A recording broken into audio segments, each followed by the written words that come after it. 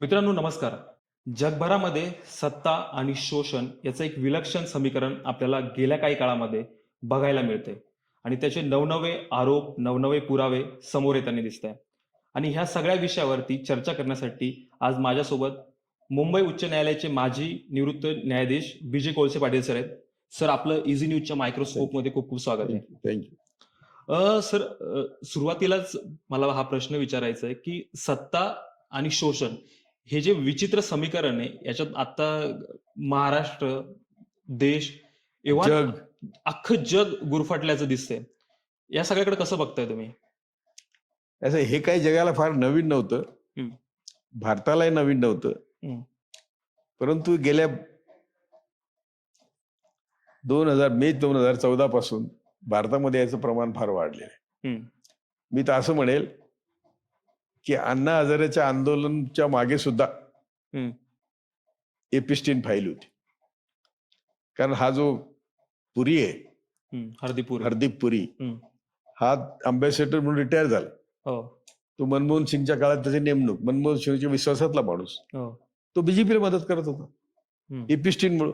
हं, आणि एपिस्टीन किंवा CIA हं, किंवा मोसाद हं, किंवा ISI, हं, आपली IB सुद्धा, हं, यांना कुठल्या वेळेस काँग्रेस नको होतं.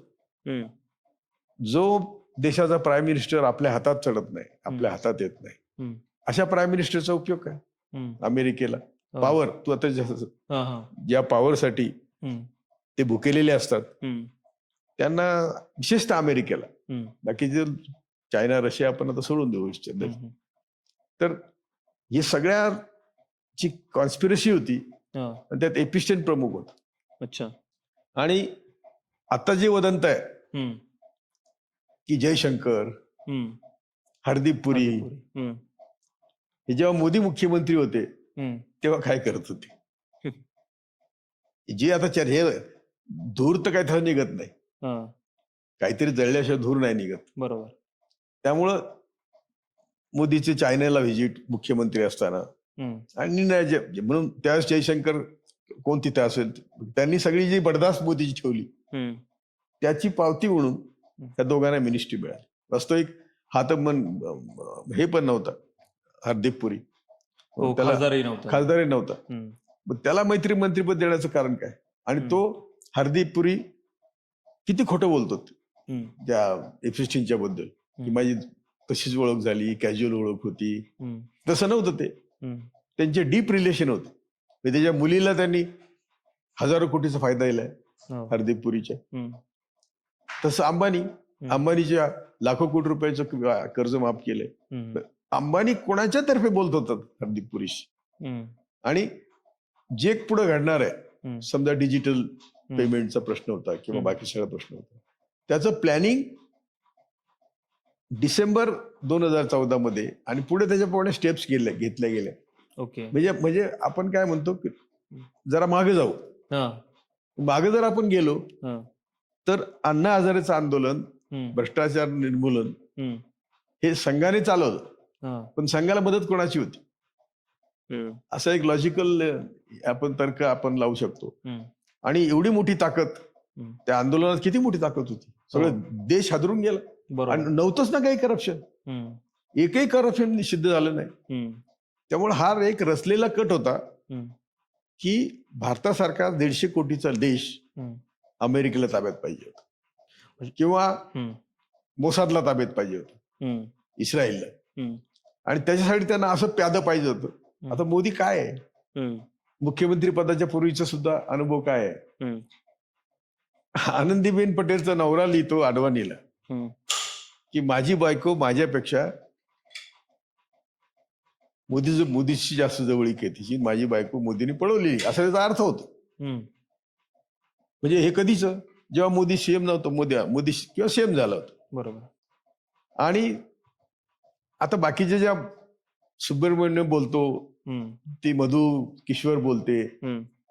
मी मगाशी म्हणलं तसं धूर निघतं म्हणजे काहीतरी पेटलेलं आहे ना. बरोबर. म्हणजे ज्या अर्थी सुब्रमण्यम स्वामी किंवा ह्या असणाऱ्या पत्रकार यांच्यावरती कुठल्याही प्रकारची कारवाई होत नाही. नाही, कारवाई करणारच नाहीत. हां, कारवाई ती अपेक्षा नाही. हां. कारण कारवाई केली तर कोर्टात उभं राहावं लागतं. क्रॉस एक्झामिनेशन होते, हा. कोणाचे का होईना, मग ते सगळं बाहेर येतं. हम्म. तर तेरी बी चूप मेरी बी चूप, हम्म. पण निदान हम्म. त्यांना पक्षातून काढणे, हम्म. त्यांच्यावर डिपार्टमेंटल ऍक्शन काहीतरीच व्हायला पाहिजे ना. हो. काहीच होत नाही. हम्म.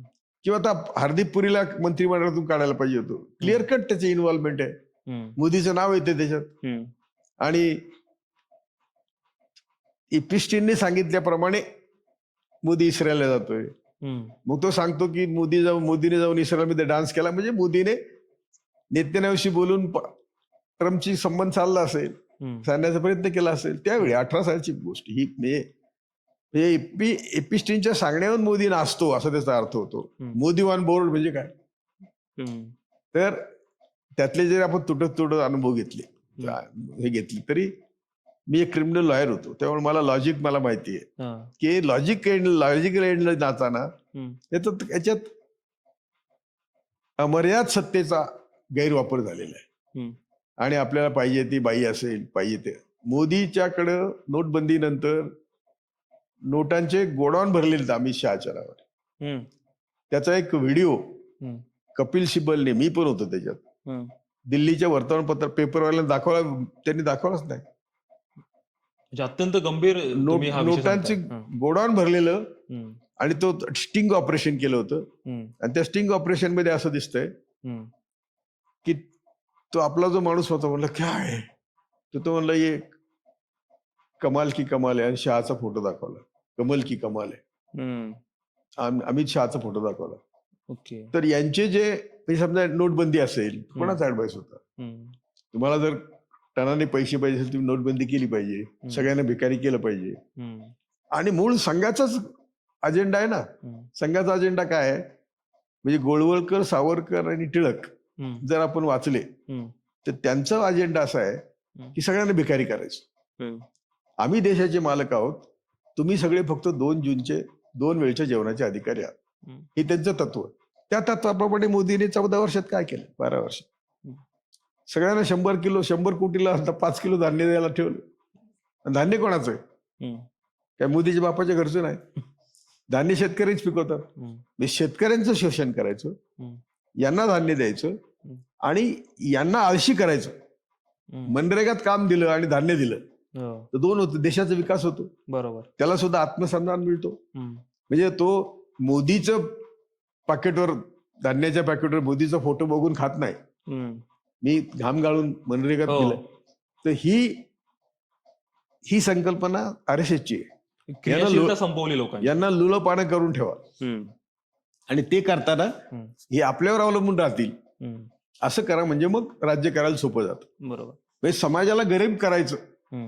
मग ते स्वर्गाच्या लालचीने असो, नरकाच्या भीतीने असो, 33 कोटी देवाच्या याच्यात, म्हणजे जो शाश्वत विचार आहे, त्या शाश्वत विचाराकडे जाऊ द्यायचं नाही. हम्म. शाश्वत विचार, आणि म्हणून शाश्वत विचार आम्ही मांडतो, म्हणून आम्ही नावडतीचं मीठ आहे. हम्म. शाश्वत विचार का मांडायचा?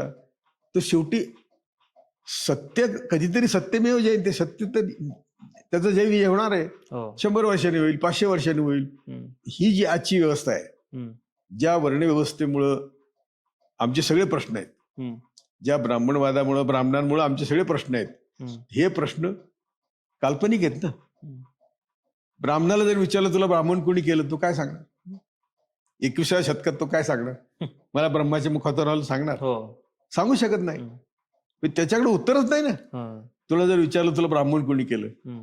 तर काय सांगणार तू ब्राह्मण आहे समजा, हा. आणि विचारलं तुला ब्राह्मण कोणी केलं, तू म्हणणार ब्रह्माने केलं? नाही. म्हणेल ब्रह्माच्या तोंडातून आलं म्हणून म्हणणार. नाही. तर उत्तरच नाही. हम्म. तेव्हा असे जे उत्तर नसलेले प्रश्न आहेत, हम्म. ते सोडवण्यासाठी शाश्वत विचार पाहिजे, बरोबर. आणि ते समाजाला त्याचं प्रबोधन केलं पाहिजे. हम्म. ते जर आपण केलं नाही, मग आपण काय आणि घेतो ना. बोल ना.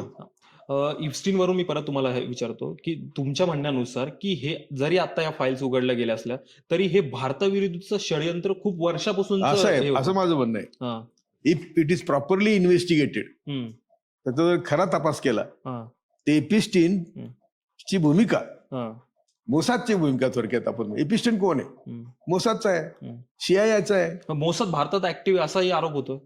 100% नाही. बघ तू, वाजपेयीच्या काळात हम्म. संघाचे कार्यकर्ते मोसादचे ट्रेनी होते. हम्म. मोसादची म्हणजे जयप्रकाश नारायणचं आंदोलन कुणी चालवलं? संघाने चालवलं. हम्म. तेव्हा इंदिरा गांधी जयप्रकाशला म्हटल्या की तुम्ही संघाबरोबर आहात हम्म. आणि संघ आतंकवादी आहे. हम्म. तेव्हा जयप्रकाश नारायण म्हटले की संघ जर आतंकवादी असेल तुम्ही पण आतंकवादी आहे.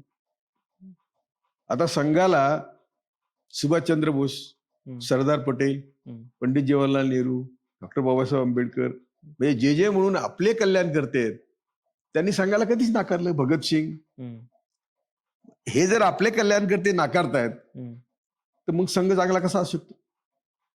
आणि बरं संघ चांगला नाही तर त्याच्यावर तुम्ही आंदोलन करताय. तर ते जे आंदोलन उभं केलं, किंवा मी असं म्हणेल की भारतात जी आंदोलन उभी राहिली कुठलेही घेतो की पहिलं आंदोलन तर जयप्रकाश नारायणचं, दुसरं हे आंदोलन आहे इंडिया अगेन करप्शन, अण्णाचं. दोन्ही आंदोलनामध्ये कोण होतं? संघ ज्याला पाठिंबा देतो तीच आंदोलनं मोठी होतात, कारण मीडिया त्यांचा, संवैधानिक संस्था त्यांच्या. संविधानिक संस्थांनी ऍक्शन नाही घेतली किंवा चुकीचं इन्व्हेस्टिगेशन केलं मग ते सुटतात. म्हणजे त्यांनी संघाला त्याच्या मागे जाऊ आपण पाहिजे की 1900 पर्यंत आपल्याकडे हिंदू धर्माची बातच नव्हती. जो होता तो ब्राह्मण धर्म होता. भारताला स्वातंत्र्य मिळणार हे जेव्हा या मंडळीनं कळलं तेव्हा टिळकांच्या वाड्यात, भटवाड्यात म्हणा, इरसाल भट जी पुण्यातली बसली आणि त्यांनी विचार केला की स्वातंत्र्यानंतर आपण कुठे, आणि म्हणून त्यांनी ब्राह्मण धर्माचं कन्व्हर्शन हिंदू धर्मात केलं. त्याला दयानंद सरस्वतीने विरोध केला. तुमचा ब्राह्मण धर्मच असला पाहिजे, तुम्ही हिंदू धर्माच्या भानगडीत पडू नका. आता हिंदू धर्म खरा ब्राह्मण धर्मच, पण त्याचं नाव बदललं फक्त यांनी. आणि काय केलं? मुसलमानांची भीती दाखवली. हे टिळकांपासून आहे. म्हणजे 2 राष्ट्राची मागणी प्रत्यक्ष अप्रत्यक्ष सावरकर टिळकांनी अगोदरच केलेली. डोनेशन थेरी तर त्यांनीच मांडली आणि नंतर गोळवलकरनी.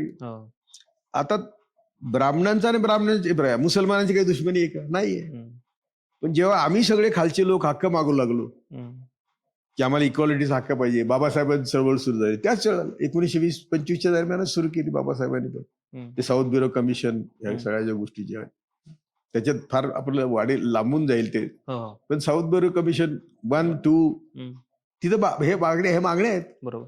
म्हणजे मग ब्राह्मणांना कल्पना आली की यांना दाबून ठेवलं पाहिजे.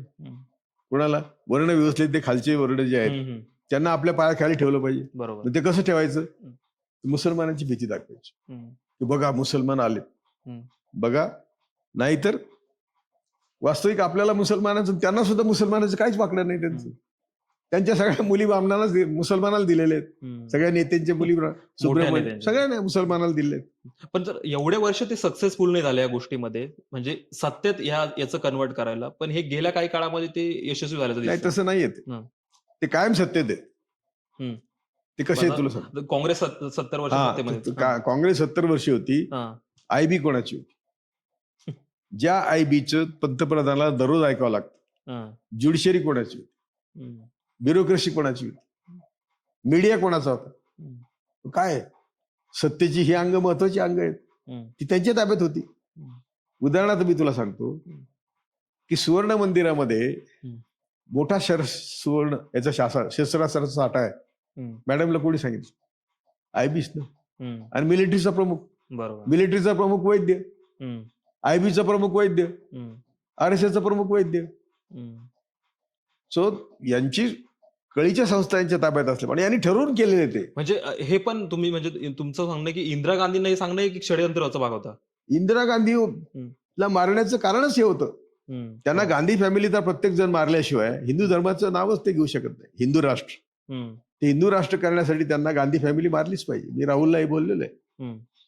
मग म्हणून त्यांनी पहिल्यांदा इंदिरा गांधीचा काटा काढ. नेहरूंना मारायचं ते होतं. त्यांना गांधीला मारायचं तर नेहरूंना पण मारायचा कट होता. तो कुणी आमची चर्चा करा, आम्ही ते कायदे म्हणजे हे खूप गंभीर तुम्ही आहेच आहे. जो म्हणून हिंदू राष्ट्राला त्यांचा 1925 साली RSS कशाकडे स्थापन केलं? हिंदू राष्ट्रासाठी. आणि हेगडेवार कोण होता? हेगडेवार एक ब्राह्मण फॅमिलीतला त्रस्त ब्राह्मण मुलगा. त्याच्या भावाने त्याला घरातून काढून दिला आणि तो आला आणि त्यांनी निदान झालं ब्राह्मणाविरुद्ध संघटन करायचं ना, तर त्यांनी बहुजनांच्या विरुद्ध संघटन केलं आणि ते संघटन हिंदू राष्ट्र स्थापण्यासाठी केलं. असं काही लपून ठेवलेलं नाही त्यांनी. आणि ते स्वातंत्र्य चळवळीत होते हा दादांत खोटा प्रचार. त्यांनी स्वातंत्र्य चळवळीच्या लोकांना स्वातंत्र्य चळवळीत जाऊ नका, मी तुमच्यावर येतो असा एक कांगावा केला आणि स्वातंत्र्य चळवळीच्या लोकांना आपल्यावर घेण्यासाठी ते तिथे गेले. त्या स्वातंत्र्य चळवळीत ते गेलेच नाहीत. बरोबर. त्यांना मुद्दा आता आपला पहिला मुद्दा असा होता की हा हिंदू धर्म आला कसा आणि हिंदू धर्म आणि ब्राह्मणांचं आपलं मुसलमानाचं आपलं वाकडं काय? तर आपलं मुसलमानाचं काहीच वाकडं नाही, पण ब्राह्मणांना आम्हाला पायदळी तुडवायचंय सगळ्यांना, वर्णव्यवस्थेतल्या खालच्या लोकांना. वैश्य सोडून दे, ते वैश्य म्हणजे मी असं म्हणेल की देशाची कॅटेगरी, पैसे पाहिजे त्यांना. नाही तर महावीराची चळवळ काय होती? ब्राह्मणाची विरुद्ध होती. कुठली चळवळ देशामध्ये ब्राह्मणांची विरुद्ध नव्हती? सगळ्या चळवळी ब्राह्मणांची विरुद्ध होत्या. महावीराची होती, बौद्धाची होती, कबीराची होती, संत रोहिदासाची होती, संत तुकारामाची होती, संत ज्ञानेश्वरची होती. ब्राह्मणाच्या विरुद्ध चळवळी त्या सगळ्या. परंतु ह्या दाबल्या गेल्या. ज्ञानेश्वराचं काय झालं माहितीये, तुकारामाचं काय झालं माहितीये, कबीराचं काय झालं माहितीये, हे सगळे मारले गेले, वैकुंठाला गेले सगळे. आणि मी असं म्हणत असतो की त्यांना विमानं आली, चला यांना बैलगाडी पण येत नाही न्यायला भटांना. बघा ना. तर मुद्दा आपला असा होता की आज जे चाललंय याचा पायच खोटा आहे, याचा पाया काल्पनिक आहे. आणि त्या काल्पनिक पायावर समाज नाचतोय की हिंदू धर्म, स्वर्ग, नर्क, 33 कोटी जीव. आता तर काय मंदिरांना चांगले दिवस आले. म्हणजे जेव्हा मंदिरांना चांगले दिवस येतात आणि जेव्हा शाळा बंद होतात तेव्हा जेल भरतात. बरोबर, भरलेत. आता जेलमध्ये ठेवायला जागा, नवीन नवीन जेल बांधतायत, तुरुंग बांधतायत. त्याला काय म्हणतात ते सेंटर, कुठलं सेंटर ते, जसे हिटलरने बांधली होती ती सेंटर आसाममध्ये आहेत. छळ छावण्या, हा ते छावण्या आहेत.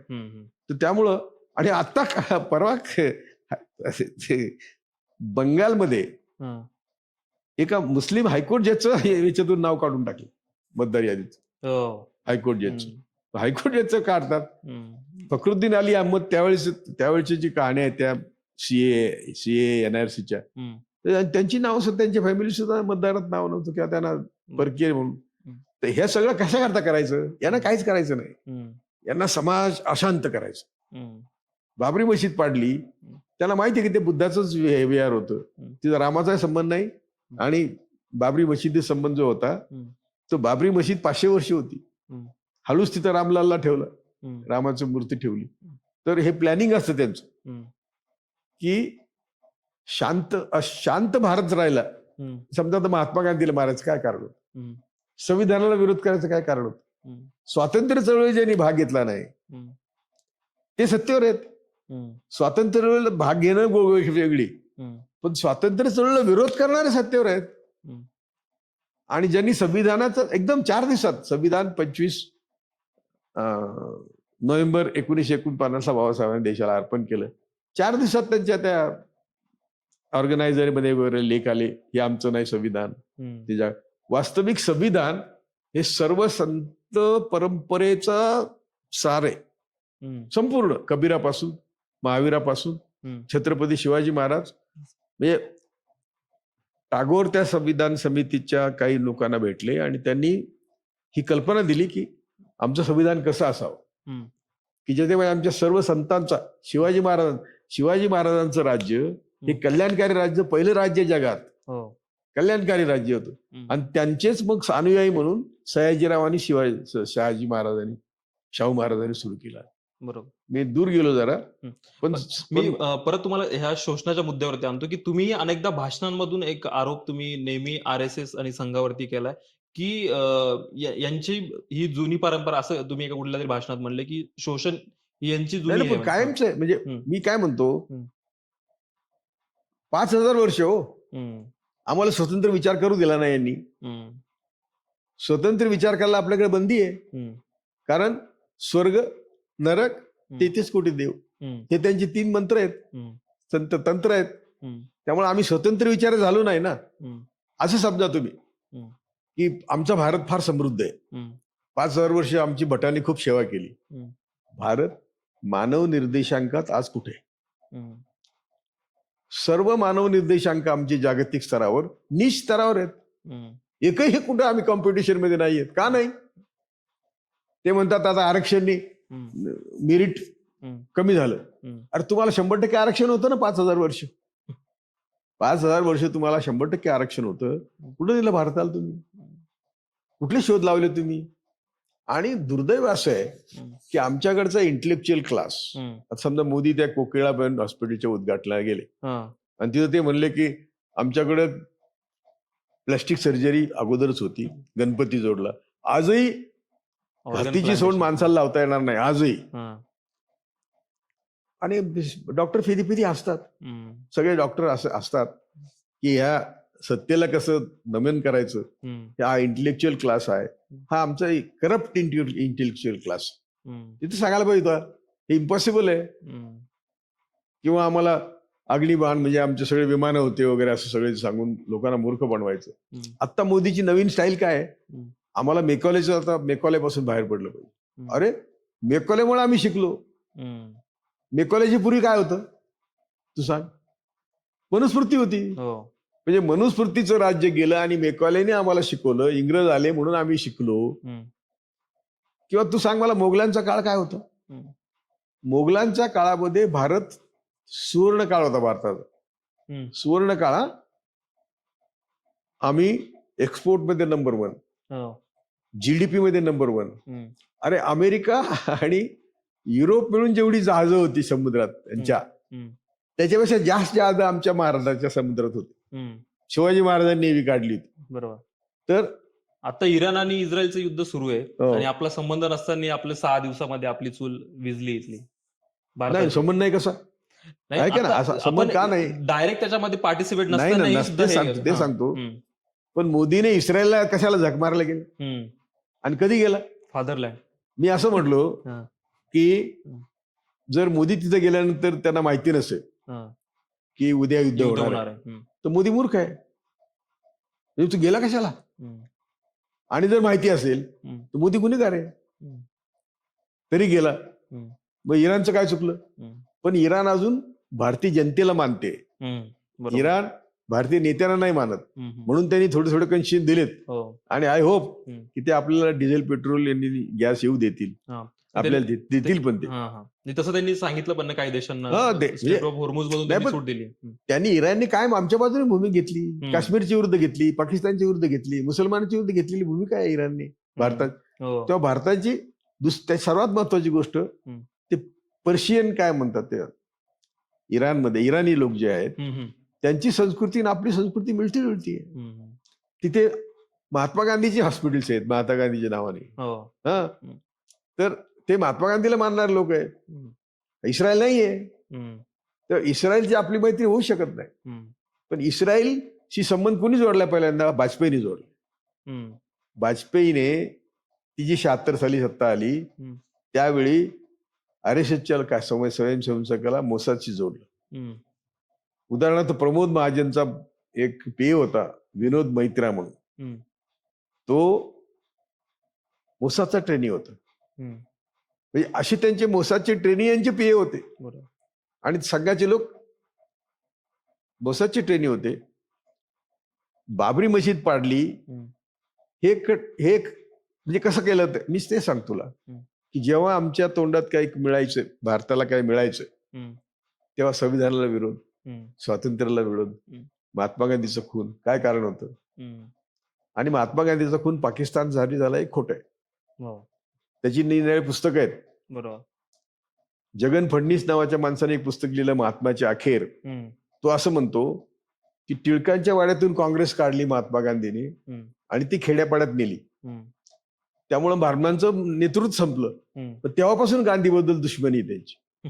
आणि तेव्हापासून गांधीबद्दल द्वेष, तेव्हापासून त्याचा नेहरूबद्दल द्वेष, आणि गांधीला मारण्याचे 1934 पासून प्रयत्न आहे. हो, अनेक प्रयत्न आले. अनेक प्रयत्न आले. म्हणजे मग पाकिस्तानचा काय संबंध आहे? त्यावेळी पाकिस्तानचं काय? त्याच्यावरती एक सविस्तर इंटरव्ह्यू होईल आपल्याला की गांधींवरती नाही कधी-कधी मारायचा म्हणजे प्रयत्न माझं केला. म्हणणं असं आहे, तसं नाही आहे. माझं म्हणणं आहे, खोटा इतिहास आमचं खरंच दुःखाचं मूळ आहे. प्रत्येक वेळी आम्हाला खोटा इतिहास सांगतात आणि लिहिणार तेच आहेत. म्हणजे आमच्या देशातल्या इतिहासाची एक गोची तुला सांगतो की ज्यांनी इतिहास घडवला त्यांना लिहायची परवानगी नव्हती, आणि ज्यांनी इतिहास लिहिला ते आमचे नव्हते. ज्यांनी इतिहास घडवला त्यांना लिहायची परवानगी नाही, आणि ज्यांनी इतिहास लिहिला ते आमचे शत्रू होते. त्यामुळे आमचा खरा इतिहास आमच्या पुढे आलाच नाही. आता पांडे काय, तो त्यांनी कुठं काडतूस काढलं, खोटं आहे. पांडे दारू पिलेला होता, त्याला पकडला ब्रिटिशांनी, आणि तो त्याला यांनी स्वातंत्र्याने करून टाकलं. तर अशा अनेक गोष्टी आहेत. तेव्हा तुझा जो मूळ मुद्दा आहे की जागतिक स्तरावर शोषण आहे, बरोबर, पण भारतातलं शोषण फार वेगळं आहे. भारतातलं हीन शोषण आहे, हीन दर्जाचं. भारताचा विकासच उद्यायचा नाही असं नाही होत. अमेरिकेत शोषण आहे. समजा अमेरिकेत भांडवलशाही आहे, तर एकाला सगळे मेडिकल्स देतील, दुसऱ्याला सगळे रस्ते देतील, तिसऱ्याला सगळे हॉटेल देतील, मग ते ठरवतात प्रेसिडेंट कुणाला करायचं. आमच्याकडे तसं नाही. आमच्याकडं या स्वर्गाच्या नरकाच्या नावाने आणि 33 कोटी नावाचे, आता देवळात जेवढं सोनं आहे तेवढं जगात कोणाकडे नाही. तर ते सगळं आयडियल पडलेलं आहे ना. तेवढी आमची देशीय संपत्ती विकासात येत नाही, ती त्यांच्याशी पडलेली आहे. त्यामुळे आमचं शोषण जे आहे ते भयानक शोषण आहे. आणि दुसरी गोष्ट, आता तू सहज म्हणलं, त्या केरळमधल्याच मंदिराचं आहे की ज्या बायकांना, शूद्र बायकांना, म्हणजे ब्राह्मण सोडून ज्या बायकांना मंदिरात जायचं, त्यांनी थानं उघडी ठेवायची, नाही तर कर भरायचं. हे जे शोषण आहे हे फार हीन दर्जाचं शोषण, हीन दर्जाचं शोषण. बरोबर. म्हणून शोषण जगात असलं तरी भारतातलं शोषण हीन दर्जाचं आहे. आणि बाई म्हणजे फक्त पायातली वाहनच, ती फक्त भोगवस्तू, मनुस्मृती. मी कालही बोललो पब्लिक इंडियावर एका इंटरव्ह्यू मध्ये, त्या बायका बोलत होत्या की आमच्या नावाने शिवी, आमच्या नावाने आम्हाला सगळीकडून मार बसतो. म्हणलं, तुम्हाला मनुस्मृती तुम्ही वाचली का? तुम्हाला उपकार माना, बाबासाहेबांनी तुम्हाला बरोबरचा दर्जा दिलाय. संविधानानंतर आता संविधान काय मग? तर संविधान या सगळ्यावर मात करण्यासाठी तयार केलेलं डॉक्युमेंट आहे, बरोबर, दस्त आहे. आणि तो दस्त यांना चालत नाही, आणि तो यांना मोडायचा, म्हणून मेकाले नको आम्हाला, असं आहे.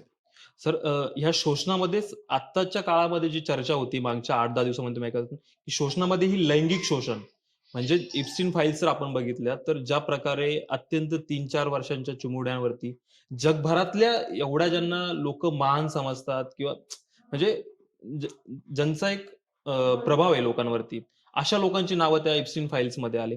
आणि त्याचबरोबर भारताच्या इतिहासात पहिल्यांदाच कुठल्या तरी पंतप्रधानावरती लैंगिक शोषणाचे आरोप झाले. म्हणजे ज्या पत्रकारांनी सांगितलं की एक महिला जिला मंत्री बनवलंय मागच्या सरकारमध्ये, ती माजी मंत्री काही बोलतच नाही, तिने सरळ नाव घेतलंय त्याच्यामध्ये. बरोबर. तर ह्या लैंगिक शोषणाकडे तुम्ही कसं बघताय? कारण मला पण एक लोकसभेत बोललेली खासदार, तिचं नाव मी घेणार नाही आता, ती असं म्हणली की आम्हाला इथे यायचं म्हणजे झोपावं लागतं. ती स्वतःच म्हणलेली. आणि हे काय ह्याच्यात 2+5, 2+2 काय 5 होते का? 4च होते. हे शोषण आमच्याकडे फार जुनं आहे. म्हणजे मी जर तुम्हाला एक माझा अनुभव सांगितला की आम्ही एका अध्यक्षाकडे पक्षाच्या, आमचे मित्र होता, आणि आम्ही गेलो, एका लेडीला घेऊन गेलो, तिला विधान परिषद पाहिजे होती. त्या पक्षाचा अध्यक्ष म्हणतो, तुम्ही ठेवा, रात्री झोपू द्या, मग बघतो. ती राहिली, आम्ही गेलो निघून. दुसऱ्या दिवशी तिचं विधान परिषदेत नाव आलंच नाही यादीत. आम्ही म्हणलं काय हो, तिला मी इथं बसवतो म्हणून तिला राज्यसभेत घेतलं. त्यामुळे मला लैंगिक शोषण, आणि बीजेपीची परंपरा काय, केरळाचा तो पोरगा काय म्हणतो, लैंगिक शोषण म्हणजे त्यांचं फार कॉमन आहे. लैंगिक शोषणाचा पाया आपण मनुस्मृतीपर्यंत येतो. तर लैंगिक शोषण हे तर फार नवीन नाही. उलट मी तर म्हणतो, कुणीतरी बोललेलं मला आठवतं, भागवतच म्हणले की समलिंगी संभोग ही आमची जुनी परंपरा आहे. म्हणजे समलिंगी त्यांना चालते, लैंगिक शोषण त्यांना चालते, आणि ते मनुस्मृतीच सांगते. त्यामुळे मनुस्मृतीच्या आधार म्हणजे मनुस्मृतीच्याच प्रमाणात ते राज्य चालतात. कित्येक जजेस मनुस्मृती मानणारे आहेत, संविधान मानणारे नाहीत, सुप्रीम कोर्टाचे. त्यामुळे अशा परिस्थितीमध्ये जे आज चालले, नाही मोदी एक एक्सेप्शनल केस आहे हो. म्हणजे मी सांगितलं तुम्हाला की भारताला लुटायला असा कोणीतरी एक नालायक माणूस पाहिजे होता, शून्यातून त्याला आणून तिथं बसवलं पाहिजे. कारण मोदीच्या मागे पुढे काहीच नाही, डिग्र्या नाहीत, एज्युकेशन नाही. मोदी एक झिरो माणूस, सगळ्यांनी त्याला वापरला. पुन्हा नावं घेतो, CIA, मोसाद, ISI आणि परदेशी ताकदी, त्यांनी मोदीला सत्तेवर बसवलं. आणि त्याच्यात RSS कोण आहे? RSS CIAचंच एजंट आहे, RSS मोसादचंच एजंट आहे. RSS ISI कडून पैसे घेतो, CIA कडून पैसे घेतो. तेव्हा RSS कडे पैसे येतात कुठून? आणि मग RSS अमेरिकेत लॉबिंग करतोय की आम्हाला आमच्याबद्दल लॉबिंग करा, त्यासाठी कोट्यावधी रुपये देतो. कुठून देतोय? जी बंदी तिथं, जी संघटना रजिस्टर नाही, जी पैसे जमा करून पैसे देत नाही, पावती देत नाही, जिचे हिशोब नाही, ती संघटना देशातच चालू शकते फक्त. का? तू जे मग अशी म्हणला की काँग्रेसचं राज्य होतं, मी सांगतो छाती ठोकपणे, काँग्रेसचं कधीच राज्य नव्हतं. गांधी फॅमिली अत्यंत प्रामाणिक. म्हणून म्हणलं, मॅडम इंदिरेला काय सांगितलं की तिथे खूप मोठा शस्त्रसाठा आहे आणि म्हणून त्याच्यावर हल्ला केला पाहिजे. त्यासाठी मोर्चा काढला अडवाणीने. या सुवर्ण मंदिरावर हल्ला होण्यापूर्वी अडवाणीचा मोर्चा आहे. आणि आणीबाणीपूर्वी पार्लमेंटवर मोर्चा आहे, गायीचं रक्षण करा म्हणून. साधूंचा आहे, सगळ्या साधूंचा. आणीबाणी काही फुकट आलेली नाही. यांनी खूप सतवलेलं आहे इंदिरा गांधीला सुद्धा. म्हणजे पाकिस्तान जिंकल्यानंतर सुद्धा, पाकिस्तान 2 तुकडे केल्यानंतर सुद्धा यांनी असे मोर्चे काढले की गायीचं संरक्षण. गाय पार्लमेंटमध्ये गाय घेऊन गेले ते. तर ही सगळी जी यांची, तर हे शोषणाचाच भाग आहे की तुम्हाला स्वतंत्र विचार करून द्यायचंच नाही. आणि मग देवाच्या नावाने, धर्माच्या नावाने, मनुस्मृतीच्या नावाने सर्व प्रकारचं येणे प्रकारे शोषण. आता जे महाराष्ट्रामध्ये खरात सारखं प्रकरण घडलं, इतकं घाणेरड्या पद्धतीचं, पण एवढं सगळं लोक अडकतात कसे या सगळ्या? असे खूप बाया आहेत, असे खूप बुवा आहेत आणि अशा खूप बाया आहेत. म्हणजे आता सातत्याने ते आता तो आमचा तो श्याम मानव हे किती दिवस पूर्वीपासून शोधतोय. पूर्वीपासून शोधतोय तो. तर याच्या मागची जी सायकोलॉजी आहे ती पहिली तर सेक्शुअल सॅटिस्फॅक्शनचा एक भाग असतो. दुसरा भवितव्य, म्हणजे जे आपण अंधश्रद्धा म्हणतात ना, त्या सगळ्यामध्ये आम्ही निपुण आहोत. ते दाभोळकरच म्हणायचे ना की मी अंधश्रद्धेतून समाजाला बाहेर काढतोय, मी काय करतो. तर ते यांना चाललं नाही. वास्तविक दाभोळकर तर ब्राह्मण होता, पण जो आता करकर आहे ब्राह्मणच होता ना. RSS तेच मारलाय. म्हणजे संघटने RSS बनण्यापेक्षा हिंदुत्वादी संघटनेने मारलं. हा सनातन ब्राह्मण्यवादाला मानतात ते, जातीशी काय अडचण. त्याहीपेक्षा आपण असं म्हणू की एनिवे हिंदुत्ववादीच ब्राह्मण्यवादी. तर हे जे आपल्या सुद्धा माणसाला सोडत नाहीत. अरे शंकराचार्य सोडलं नाही, आद्य शंकराचार्याला. आद्य शंकराचार्य, तुला घ्यायचं तर घे, नाही तर घेऊ, पण आद्य शंकराचार्य संन्यासी, त्याच्यावरती पॉक्सोचा गुन्हा, त्याची आई वारली. ते म्हणले की तू नाही आईच्या प्रेताला शिवायचं, तू संन्यासी आहेस, आम्ही प्रेत देणार. तो म्हणला माझी आई आहे. यांनी सहकार्य नाही केलं, त्यांनी शंकराचार्याने आईची तुकडे करून प्रेत घेऊन गेले. तर ही यांची टिळक परदेशात जायचं नाही म्हणून समुद्र पर्यटनाला बंदी होती हिंदू धर्मात. टिळक गेले तर मग त्याला सांगितलं की प्रायश्चित्त तुम्हाला घ्यायला पाहिजे. मग काय प्रायश्चित्त घ्यायचं? पुनर्जन्म कसा? तर योनी केली कशी, सोन्याची चांदीची कशी, त्यातून तो अख्खा मिशावाला टिळक बाहेर काढला. ही घडलेल्या घटना आहेत या. तेव्हा हे जे सगळे ऑर्थोडॉक्स ब्राह्मण आहेत, म्हणून म्हणतो ना की कुणालाही ब्राह्मणाला फक्त विचारायचं तुला ब्राह्मण कोणी केलं, त्याला उत्तरच नाही. त्यामुळे अशा परिस्थितीमध्ये शोषण हा आमच्या देशातला शोषणाचा भाग इतर जगातल्या कुठल्याही शोषणापेक्षा वेगळा आहे. आणि त्याचं कारण ह्या हिंदुत्व ब्राह्मणवाद आहे. ब्राह्मण आहेत, मी ते ब्राह्मणच म्हणतो. जर आता चर्चेच्या शेवटाकडे येतो मी, म्हणजे आपले शोषणाबद्दल चर्चा झाली. मला एक दुसरा मुद्दा तुम्हाला विचारायचा आहे, की अशा बऱ्याच केसेस आजही पेंडिंग आहे कोर्टामध्ये. त्याचे निकाल वारंवार दिले जात नाही. त्यातला एक महत्त्वाचा निकाल जो शिवसेना आणि राष्ट्रवादी काँग्रेसच्या संबंधाने की त्यांच्या समजलं चिन्हसंबंधाने समजलं. तो सातत्याने पुढे ढकलला जातोय. तर अशा महत्त्वाच्या केसेसला एवढा वेळ का होतो आणि तुम्ही स्वतः त्या पदावरती राहिलात, तर एकंदरीत या संदर्भाने काय नाही, सांगाल? मी 2014 पासून विनंती करतोय जजेसला, हां. की आम्ही तुम्हाला आमचे आईबाप समजतो. हं, आम्ही तुम्हाला आमचा ईश्वर समजतो. हं, ईश्वराखालोखाल तुम्ही आहात हं, आणि तुम्ही असे का वागता? हं, सगळे प्रोटेक्शन आहेत रे. हं, जजेसला एवढं प्रोटेक्शन आहे, हं. की मरेपर्यंत प्रोटेक्शन आहे. हो. पैसे आहेत, घर आहे, सगळं आहे. तेव्हा यांनी अशा सत्तेला का नमावं? हं, एकही निर्णय नाही ना. हं. मोदीच्या विरुद्ध, सरकारविरुद्ध हं. निर्णय दिला समजा इलेक्ट्रल बॉन्डचा. हां. म्हणजे चोर सापडला, हं, शिक्षा नाही ना. हं. ते पैसे पण नाही घेतले परत. हो. किंवा असे अनेक आता हे SIR चाललंय. हं, हे काय आहे? हं, कोट्यावधी मतं ते काढून टाकतायत. हं, लाखो मतं ते काढतायत. हं. आपल्या महाराष्ट्रात लाखो मतं जोडली गेलीत हं, आणि इलेक्शन ते जिंकतायत. हं, त्यामुळे मी सगळ्यांना आत्ताच सांगून आलो, हं, की मोदी असं जाणार नाही. हं, सत्तेवरून जाणार नाही. हं, जोपर्यंत तुम्ही संविधानाच्या चौकटीत हं, आणि महात्मा गांधींनी दाखवलेल्या 80च्या मार्गाने रस्त्यावर येत नाहीत, हं, मोदी जाणार नाही. हं, मोदी तिकडम करत राहणार. हं, शेवटी काय मिलिटरी आणेल, काय काय सगळे हातखंडे आटोपणार. हं. त्याला माहिती आहे सत्तेवरून गेलं की आपल्यासाठी जेलच आहे. हं. तो जाणार नाही. हे ही ब्राह्मणवादाची खासियत आहे. हं. हे परवा सुब्रमण्यम स्वामींचा परत मुद्दा आला की म्हणत होते, की मोदी पायउतार झाले की त्यांना जेलच आहे. म्हणजे त्यांच्या अमेरिकेत पण वॉरंट आहे, सगळीकडे वॉरंट आहे असं सुब्रमण्यम बरोबर, स्वतः बरोबर, सांगतायत. बरोबर. पण ते होणारच नाही पाय उतार. हं, त्यासाठी जनता रस्त्यावर आल्याशिवाय हं. म्हणजे मोदीला पाय उतार असेल तर जनतेने रस्त्यावर उतरलं पाहिजे. ओके. थँक यू सर तुम्ही वेळ दिला त्याबद्दल. नाही अजूनही नाही, मला हां, एवढंच सांगायचं आहे आता. हां, शेवटी सांगतो तुला, हां. की हे मोदी नावाचं विष हं, हे मोदी नाही. हं, हे सगळ्यांनी मिळून उभं केलेलं आपल्या पुढं एक राक्षस आहे. हं. मी ते सगळ्यांची नावं घेतो. CIA असेल, मोसाद असेल, ISI असेल, RSS असेल. पण RSS यांचं सगळ्यांचं हस्तक आहे. हं. त्यामुळे मोदीला डोक्यावरून उतरवणं हं. एवढं सोपं नाही.